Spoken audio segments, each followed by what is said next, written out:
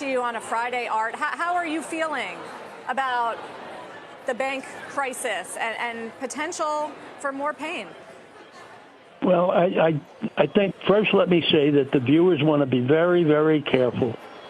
A Friday like this is a rumor monger's delight, and we are on the edge of what we were doing back when Lehman got in trouble. You may recall they were buying the credit default swaps, and they were buying out-of-the-money options, out-of-the-money puts, and then compounding it by spreading the word on Twitter and elsewhere that, did you see that? Somebody just bought a put 20% below the current price. So the viewers have to be very, very careful about what's going on. Now, what happened over this last week came as a shock to the Fed and everybody else. And the reason that they implicitly had to guarantee was that we were actually on the verge of a rerun of the panic of 1907, the actual panic that caused the Fed to be established.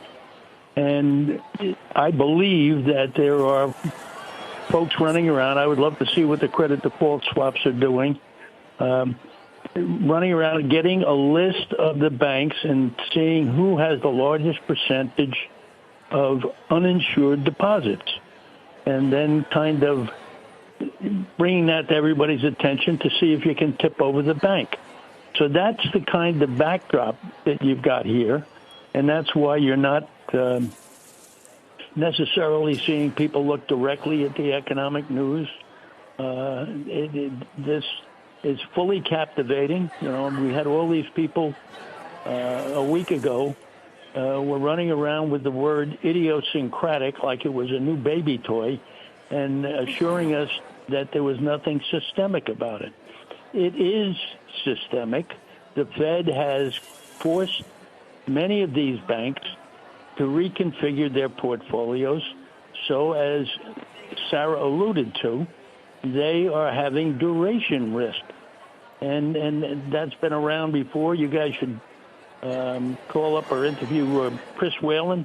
He wrote back in February 27th that the Fed was forcing people into duration risk, and he singled out SVB.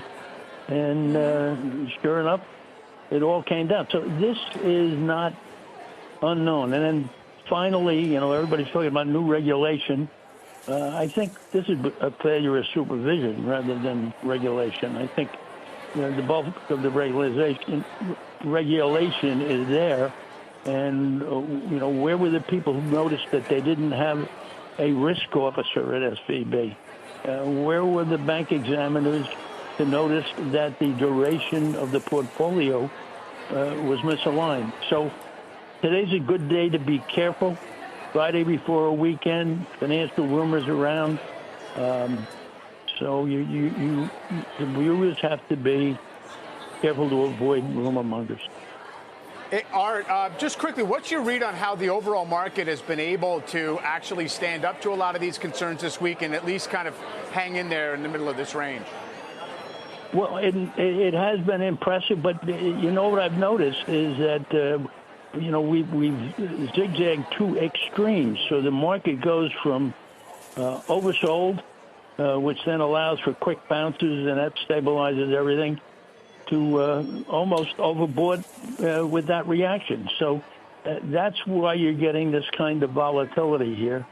And again, relative to those regional banks, I think the game is afoot. I think there are people, I wouldn't say purposely spreading rumors, but trying to agitate things as much as possible, possibly for their own good with credit default swaps and out of the money thing. But yes, it's been range bound, and that is impressive.